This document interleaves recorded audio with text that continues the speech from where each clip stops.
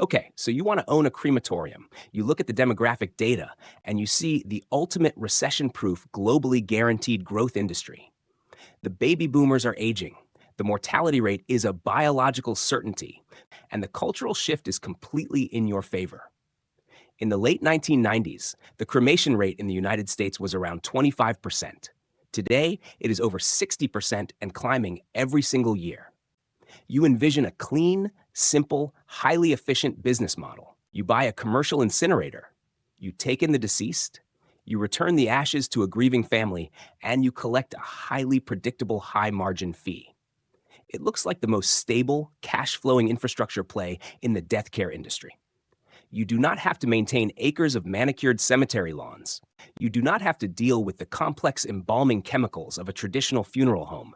And you do not have to stockpile expensive mahogany caskets. You just need heat and time. It is not. The modern crematorium is a brutal, high liability, heavy industrial logistics operation masquerading as a quiet community service. It is a business where you are constantly fighting the laws of thermodynamics, where your primary equipment is slowly destroying itself every time you turn it on, where a single forgotten pacemaker can literally blow up your entire facility, and where you are forced into endless, agonizing political warfare with a public that desperately needs your service, but absolutely refuses to let you exist in their zip code. You will understand exactly why the business of burning the dead defies the simple math of supply and demand. You will learn how the actual cremation is the bottleneck of the entire operation. You will understand the terrifying reality of the refractory brick. And you will realize why the people doing the heaviest, most psychologically taxing work in the death care industry are usually making the slimmest margins. Let us start with where you are going to put this building. You cannot just rent a commercial warehouse in an industrial park and order a cremator from a catalog. You are building an emission-producing incinerator designed to vaporize human remains. This triggers the absolute highest, most aggressive level of NIMBYism, or not in my backyard, in modern commercial real estate. You have to go in front of a city zoning board and ask for a special use permit. The moment the public notice goes out, the town will lose its collective mind. Citizens will pack the town hall, screaming about property values, air pollution, the smell of burning flesh, and the psychological trauma of knowing bodies are being delivered next to their neighborhood or their children's school. They will hire lawyers. They will petition the city council. The fact that modern cremators run incredibly clean with secondary afterburners that vaporize smoke and odor before it ever leaves the stack absolutely does not matter to a terrified public. Because of this, you will be forced into the absolute worst, most heavily zoned industrial sectors of the city, usually wedged between waste transfer stations and chemical plants. But even there, you face the environmental regulators. The State Department of Environmental Protection will require massive, highly detailed air quality studies. They want to know exactly what is coming out of your smokestack. They want to know your carbon monoxide limits, your particulate matter limits, and your opacity limits. You will spend tens of thousands of dollars on environmental attorneys and engineering consultants just to prove that your machine works the way the manufacturer says it works. This permitting process can drag on for 2 to 3 years. During that time, you are paying lawyers, you are holding the lease or the mortgage on the property, and you are not generating a single cent of revenue. In many cases, after 2 years of fighting, the city council will simply cave to public pressure, deny your permit, and your entire investment is completely wiped out before you ever open the doors. But let us assume you win the zoning war. Now you have to actually build the facility. The heart of a crematorium is the retort. That is the industrial term for the cremation chamber. A modern, high-efficiency retort costs between $150,000 and $250,000. But you cannot run a profitable business with just one. If you have only one retort and it breaks down for maintenance, your entire business grinds to a halt, the bodies pile up, and you lose your clients immediately. So you need at least 2, preferably 3.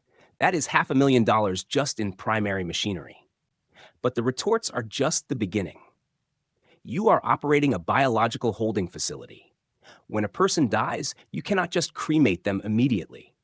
State laws require a waiting period, usually 24 to 48 hours, and you cannot proceed without a signed death certificate and a medical examiner's authorization. Because the medical and legal systems are notoriously slow at signing paperwork, bodies can sit in your facility for days or even weeks.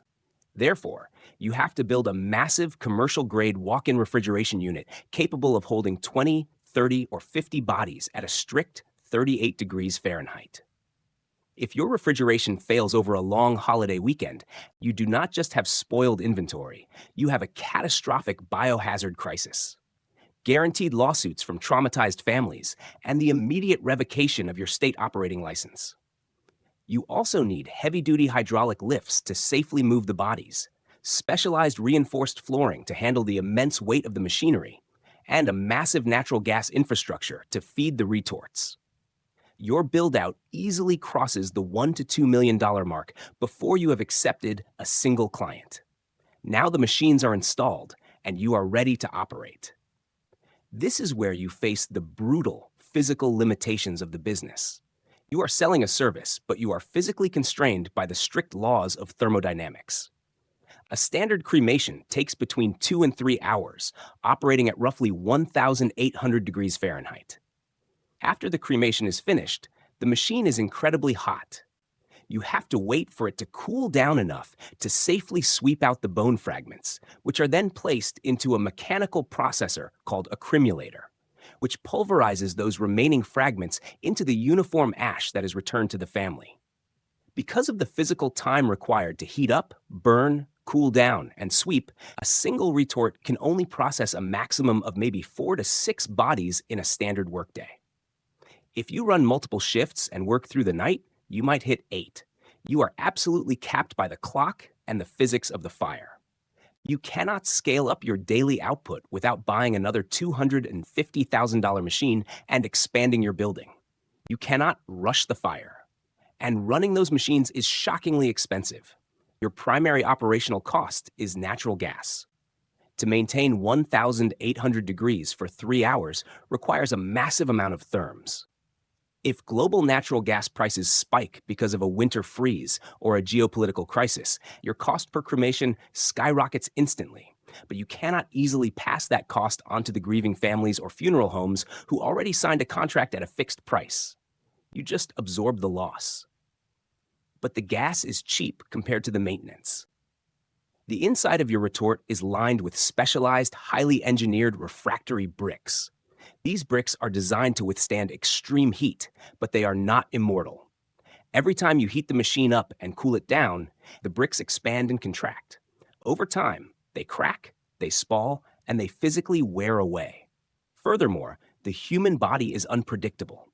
If you cremate a person who is heavily obese, the excess body fat acts as a massive secondary fuel source.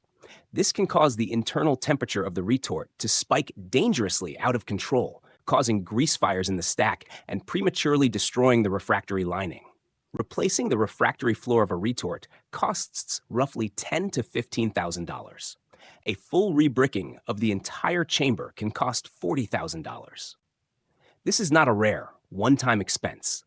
Depending on your volume, you will have to rebuild the inside of these machines every 3 to 5 years. You are operating a piece of equipment that is slowly and inevitably destroying itself from the inside out every single time it generates revenue. And then are the terrifying hidden dangers of the bodies themselves. You are loading a sealed human body into a fire. You do not always know exactly what is inside them. The absolute nightmare of the crematorium operator is the pacemaker. A pacemaker is powered by a tightly sealed lithium-ion battery. If a funeral director or a medical examiner fails to remove a pacemaker before the body is sent to you, and you load that body into an 1,800-degree fire, the battery will heat up, expand, and violently explode. A pacemaker explosion inside a retort is basically a small bomb. It can blow the massive steel doors completely off their hinges, it can shatter the refractory brick, and it can send a shockwave up the exhaust stack that structurally damages the roof of your building. A single mistake by an upstream doctor can cause $50,000 in damage to your machine and shut down your primary source of revenue for a month. There is also the growing environmental liability of what is left behind. When you cremate a body, you are not just burning organic matter. You are burning whatever medical implants the person had. The heavy metals from artificial hips and titanium knees survive the fire and are recycled, which is a small but necessary side revenue stream. But the real problem is dental amalgam, the silver fillings in people's teeth. Those fillings contain mercury. When they are vaporized in the retort, that mercury goes straight up the smokestack and into the atmosphere. Environmental regulators across the country are currently looking very closely at crematorium emissions, and many states are beginning to mandate incredibly expensive, high-tech filtration systems to scrub the mercury out of the exhaust. If those regulations hit your state, you will be forced to retrofit your retorts with hundreds of thousands of dollars in new environmental controls, entirely on your own dime. But the most cynical part of the economics of owning a crematorium is who actually keeps the money. In the death care industry, there are retail businesses and there are wholesale businesses. Most independent crematoriums operate on a wholesale model, known as a trade crematorium. This means the grieving family almost never calls you directly. They call a traditional fancy funeral home with velvet curtains, soft music, and a fleet of black hearses. That funeral home sells the family a cremation package for $3,000 to $4,000. But that funeral home does not actually own a cremator. They put the body in an unmarked van, drive it to your industrial warehouse, and pay you a wholesale trade fee to do the actual burning.